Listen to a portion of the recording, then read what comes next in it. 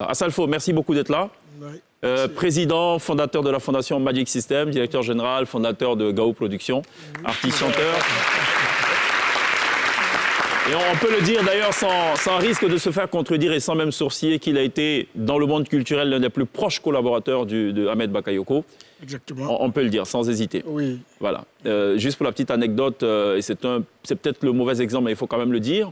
Quand Papa Wemba, feu Papa Wemba, s'écroule sur la scène d'Anoumabo, le premier réflexe d'Assalfo, ce n'est pas d'appeler le ministre de la Culture, c'est d'appeler Ahmed Bakayoko, qui n'était pas ministre de la Culture. Oui, parce qu'on venait de se séparer la veille, on était ensemble, et puis c'est lui qu'il fallait réveiller. C'est cela. Et j'ai encore ça en mémoire, et il a été d'une très grande utilité, et je crois qu'il a pesé de son poids pour que tout se passe bien. Et ça, je n'oublierai jamais. Chaque fois que je le voyais, je rappelais ces moments. Et ça a été aussi le cas, notamment de la délégation ivoirienne qui se rend à Kinshasa, pour les obsèques de Papa Wemba. Exact. Toujours sous la houlette d'Ahmed Bakayoko. Toujours sous la houlette d'Ahmed Bakayoko, qui a tout coordonné depuis la première heure, depuis...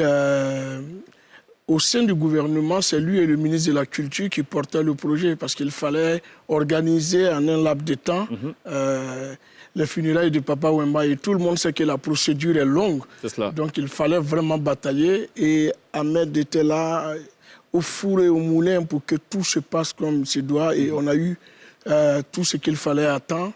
Et l'État nous a même mis à disposition un avion pour aller à Kinshasa. On est revenu 2 jours après, on nous a remis un autre avion pour repartir pour les obsèques. Et franchement, il avait tout donné pour ça. Et pour moi, c'est quelqu'un qui n'avait pas besoin d'avoir un intérêt quelque part pour s'impliquer. Il s'impliquait, il avait un côté humain. Et ce côté humain-là, c'est quelque chose qu'on ne pouvait pas lui enlever. C'est pourquoi il était difficile de voir Ahmed et de vouloir le vouvoyer, de vouloir le tutoyer en même temps. C'est ça. On ne sait plus à quoi s'en tenir. On ne sait plus à quoi s'en tenir. C'est cela.